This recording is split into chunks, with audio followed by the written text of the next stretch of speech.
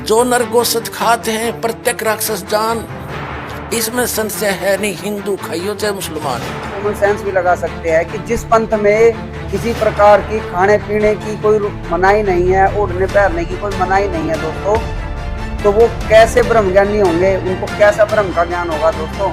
इनकी बातों से निरंकारी वालों के जो नियम है, जो इनकी बातें है, जो इनका ज्ञान, उससे चीजों साबित हो जाती है दोस्तों। ये कर्म में विश्वास नहीं करते, यानी ये नहीं मानते कि जो इंसान जैसा कर्म करेगा गीता के अनुसार उनको वैसा ही भोग प्राप्त होगा, यानी उनको वही कर्म का दंड मिलेगा जिस हिसाब से वो कर्म करते हैं। इनकी बातों से चीज साबित हो जाती है। नमस्कार दोस्तों, स्वागत है एक और नई वीडियो में। और आज की इस वीडियो में फिर से हम बात करने वाले हैं निरंकारी पंथ वालों की अज्ञान के ऊपर दोस्तों।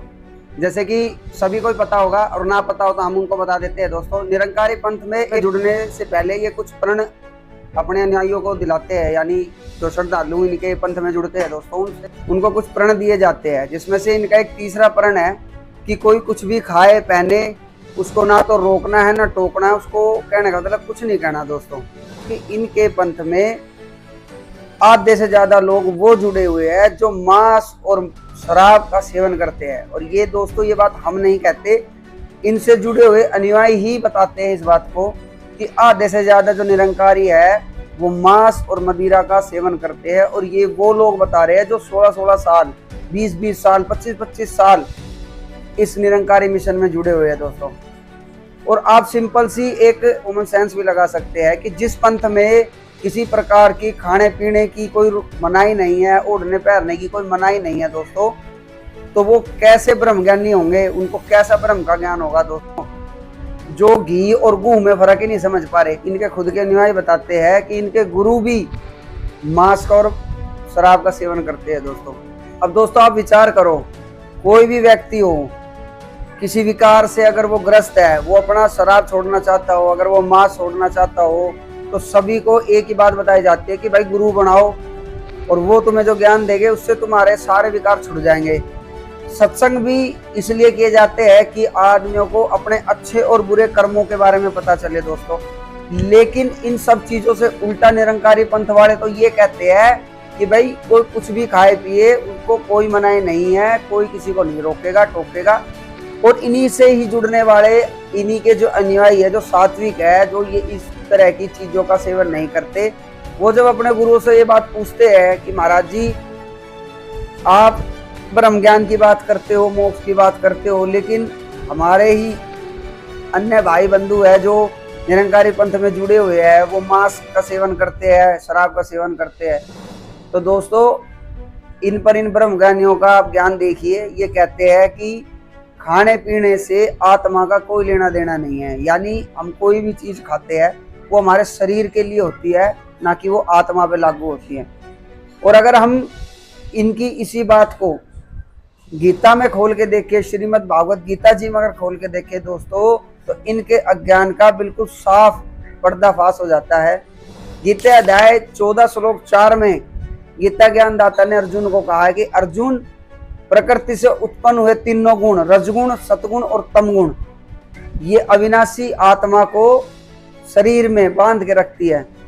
यानी कि जो प्रकृति के 3 गुण है, रजगुण ब्रह्मा, सदगुण विष्णु और तमगुण शिव जी, इनसे उत्पन्न होने वाले जो भाव है दोस्तों, इसके प्रभाव से ये अविनाशी जीव आत्मा को शरीर में बांध के रखती है।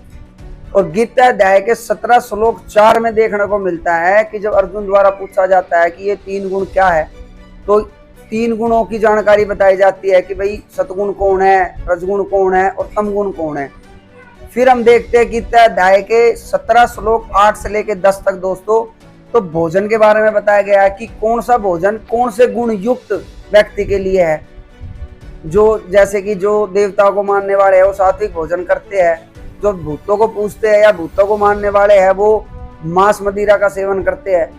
यानी कि गीता अध्याय के 17 श्लोक 10 में ये बताया गया है दोस्तों कि जो अध पका हुआ भोजन है, जो दूषित होता है, जो बदबूदार भोजन होता है, जो किसी भी तरह से यज्ञ में या किसी भी पूजा पाठ में यूज नहीं होता, सीधा सीधा उसका अर्थ है, यानी मांस की बात की जा रही है। यानी जो मनुष्य मांस खाता है वो तमगुणी है। और गीता अध्याय के 14 श्लोक 4 में ये बताया गया है कि प्रकृति से उत्पन्न तीनों गुण, रजगुण, सतगुण और तमगुण अविनाशी जीव आत्मा को इस शरीर में बांध के रखती है। यानी जो मांस खाते हैं दोस्तों, उनकी आत्मा कभी मुक्त नहीं हो पाती, वो अन्य अन्य जीवों के शरीर में कष्ट भोगते हैं। इनकी बातों से निरंकारी वालों के जो नियम है, जो इनकी बातें हैं, जो इनका ज्ञान, उससे एक चीज और साबित हो जाती है दोस्तों, ये कर्म में विश्वास नहीं करते। यानी ये नहीं मानते कि जो इंसान जैसा कर्म करेगा गीता के अनुसार उनको वैसा ही भोग प्राप्त होगा, यानी उनको वही कर्म का दंड मिलेगा जिस हिसाब से वो कर्म करते हैं। इनकी बातों से ये चीज साबित हो जाती है। यही हाल गीता में सतगुण वालों का और रजगुण वालों का बताया है। तो दोस्तों अब इस बात से एक बात साबित हो जाती है कि जो निरंकारी वाले जो अपने इस तीसरे प्रण के बारे में जो ये हवाला देते हैं कि भाई खाने पीने से आत्मा का कोई लेना देना नहीं है, वो तो शरीर के लिए खाया जाता है, शरीर को बचाने के लिए खाया जाता है, कि शरीर को बचाने के लिए भक्ति करी जाती है, सत भक्ति सत मंत्रों का जाप किया जाता है, जिससे आपका जो ये शरीर है वो निरोग रहे, किसी प्रकार का कोई रोग ना लगे और आपको पूर्ण परमात्मा की प्राप्ति हो दोस्तों। वहीं उल्टा ये विकारों को छुड़वाने की बजाय और ज्यादा उसको बढ़ावा देते हैं अपनी ये बात कह के खाने पीने का इस आत्मा से कोई लेना देना नहीं है दोस्तों। खुद विचार करें दोस्तों कि जिसको ये कह दिया जाए कि खाने पीने से आत्मा का कोई लेना देना नहीं है, तो आपको लगता है कि किसी भी व्यसन में जुड़ा हुआ व्यक्ति, चाहे वो शराब पीता हो, चाहे वो मांस खाता हो, इनके पंथ में जुड़ने के बाद क्या इन विकारों से दूर हो सकता है? वो आजीवन इन विकारों से दूर नहीं हो सकता दोस्तों। ये अपनी ही बात से अपनी इस बात को साबित करते हैं, और ये बात करते हैं गीता की, वेद की, पुराण की। दोस्तों ये निरंकारी वाले अपनी बात को सिद्ध करने के लिए आदरणीय नानक जी की वाणियों का सहारा लेते हैं, ये कबीर साहब जी की वाणियों का सहारा लेते हैं, जबकि इनको ये तक नहीं पता कि कबीर साहब जी ने हिंदू हो चाहे मुसलमान हो, दोनों को लताड़ा है, जो मांस खाते हैं, जो शराब का सेवन करते हैं। कबीर साहब जी की वाणी है, मदिरा पीवे कड़वा पानी 70 जन्म स्वान हो जानी, और इस वाणी को सिद्ध भी करती है हमारी गरुड़ पुराण, जिसमें लिखा है शराब पीने वाले को कुत्ते के जन्म मिलते हैं। वहीं कबीर साहब जी ने अपनी वाणी में साफ साफ बोल रखा है, कबीर साहब जी ने यह भी बोल रखा है, हिंदू हो चाहे मुसलमान हो, कोई भी मनुष्य हो जो मांस खाता है उसको प्रत्यक्ष राक्षस जानना चाहिए। वहीं अब इन वाणियों से कबीर साहब जी की वाणियों को ये लेते हैं अपनी मूर्खता, अपनी अज्ञानता को सिद्ध करने के लिए दोस्तों। तो वहीं कबीर साहब जी ने अपनी वाणियों से ये भी साबित कर दिया कि ये कितने बड़े मूर्ख हैं, इनको यही नहीं पता कि मांस खाने से क्या होता है। आइए अब आपको सुनाते हैं संत रामपाल जी महाराज जी के मंगल प्रवचन, जिनमें उन्होंने कबीर साहब जी की वाणियों को खोल के बताया कि कबीर साहब जी मांस खाने वाले को क्या बता रहे हैं।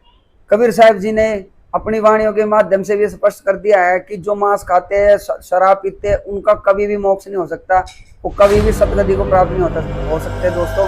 वकालत करते हैं मुसलमान धर्म के प्रवक्ता, मांस खाने की वकालत करते हैं, क्योंकि देखो अगर कुरान शरीफ में या किसी पुराण में, वेदों में और गीता में मांस खाने का कहीं प्रावधान नहीं है।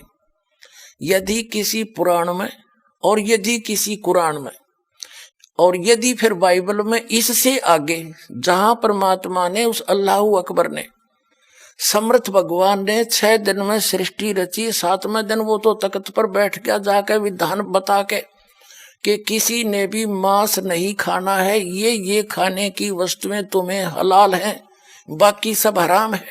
इससे आगे कोई लेख उल्लेख है, चाहे वो पुराण में है, चाहे कुरान में है, चाहे बाइबल में या तौरात में है, या चाहे अन्य किसी इंजिल में है या जबूर के अंदर है, वो अल्लाह अकबर का आदेश नहीं है, वो किसी अन्य देव का आदेश है। उसका आदेश पालन करके आप उस अल्लाह अकबर के विधान को तोड़कर दोषी बन जाओगे। नबी मोहम्मद नमस्कार है, राम रसूल कहाया, 1,80,000 को सौगंध जिन नहीं कर चलाया, अरस कुरस पर अल तकत है, खालिक बिन नहीं खाली, और वह पैगंबर पाक पुरुष थे साहिब के अब्दाली। उसी परमात्मा ने कहा है कि जो नर गोश्त खाते हैं प्रत्येक राक्षस जान, इसमें संशय है नहीं, हिंदू खाइयो चाहे मुसलमान। कहते जो मांस खाते हो प्रत्येक राक्षस है, चाहे हिंदू हो चाहे मुसलमान। ये तुमने अपना फॉर्मूले आप बना रखे, उन महापुरुषों के आदेश नहीं है। कहते हैं मांस खावे सो ढेड सब, और मद पीवे सो नीच, और कुल की दुर्मति पर हरे भगवान कहे सो ऊंच। कहते मांस खावे सब ढेड है, चाहे हिंदू है चाहे मुसलमान, सिख है या ईसाई, और कहते हैं मद पीवे सो नीच, शराब पीते वो महान नीच आदमी है, और अपने कुल का भी नाश करते हैं। केवल जो उस अल्लाह अकबर का सच्चा नाम जपते हैं वही ऊंचे हैं।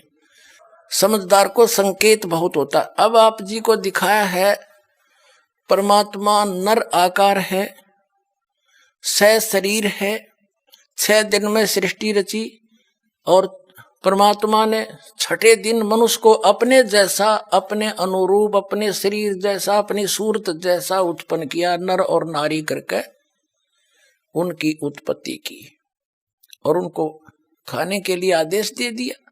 अभी आपने पढ़ा, आप फिर भी पढ़ सकते हैं। और आगे फिर वो क्या कहता है देखो, और परमेश्वर ने कहा, नर और नारी करके उनकी सृष्टि की, और परमेश्वर ने उनको आशीष दी, उनसे कहा फूलो फलो और पृथ्वी पर भर जाओ और उसको अपने वश में कर लो, और समुद्र की मछलियों तथा आकाश के पक्षियों और पृथ्वी पर रेंगने वाले जंतुओं पर अधिकार रखो। यानी उनसे जैसे इंसान ने शेर तक को काबू कर लिया, हाथियों को भी बांध लिया, तो इस ऐसे कंट्रोल करने के लिए कहा उन्होंने। आगे देखो, फिर परमेश्वर ने उनसे कहा, यानी मनुष्यों को भी, फिर परमेश्वर ने उनसे कहा कि सुनो, जितने बीज वाले छोटे छोटे पेड़, ये मनुष्यों के लिए आदेश है, सारी पृथ्वी के ऊपर हैं, और जितने वृक्षों में बीज वाले फल हैं वे सब मैंने तुमको दिए तुम्हारे भोजन के लिए। मनुष्य के लिए उस अल्लाह ताला का आदेश, अल्लाह अकबर, जिसने 6 दिन में सृष्टि रची, 7वें दिन तख्त पर जा बैठा, वो है अल्लाह अकबर है, वो अल्लाह कबीर है, वो कंप्लीट गॉड है, वो सर्जनहार है, वो क्रिएटर है। उस क्रिएटर का आदेश नहीं है मांस खाने का मनुष्य को, ये पशु पक्षियों को भी नहीं है। आगे देखो, तुम्हारे भोजन के लिए, ये तो मनुष्यों के लिए। आगे देखो, यहां आगे हम, और जितने पृथ्वी के पशु और आकाश के पक्षी और पृथ्वी पर रेंगने वाले जंतु हैं, जिनमें जीवन का प्राण है, उन सब के खाने के लिए मैंने सब हरे हरे छोटे पेड़ दिए, और वैसा ही हो गया, यानी घास फूस है। और तब परमेश्वर ने जो कुछ बनाया था वो देखा, तो क्या देखा, वह बहुत अच्छा है।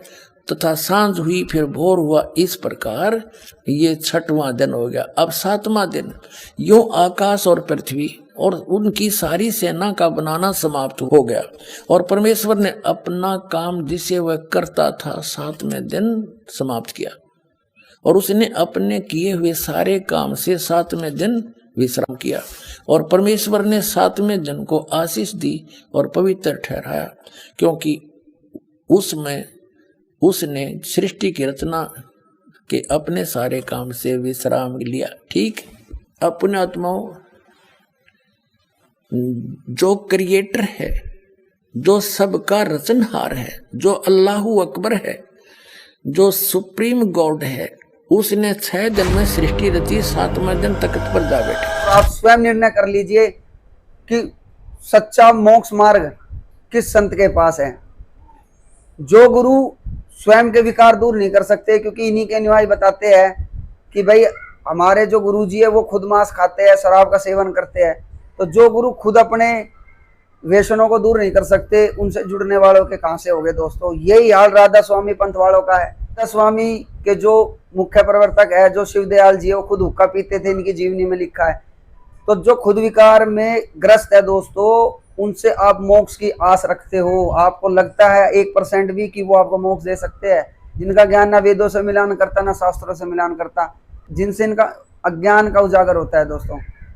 तो सभी से हाथ जोड़ के निवेदन है कि संत रामपाल जी महाराज जी के सत्संग साधना चैनल पर अवश्य सुने और ऐसे अज्ञानियों से दूर रहे, जो भी इनके पंथ में जुड़े हैं और जिनको ये पता है कि मांस भी वहां खाते हैं लोग, शराब भी पीते हैं। तो दोस्तों ऐसे गुरु और ऐसे पंथ से तुरंत दूर हो जाना चाहिए। कबीर साहब जी भी ये कहते हैं कि जान पूछ साची तजे, करे झूठ से ने, वाकई संगति है प्रभु सोपन में भी ना दे। तो संत रामपाल जी महाराज जी के सत्संग साधना चैनल पर रात्रि 7:30 से लेकर 8:30 बजे तक अवश्य सुने और ध्यान पूर्वक सुने और अपने सदगंशों से मिलान करे और विचार करे कि पूरी पृथ्वी पर केवल और केवल वर्तमान में कौन है सच्चा गुरु। मिलते हैं अगली वीडियो में, तब तक के लिए धन्यवाद। सच्चाई।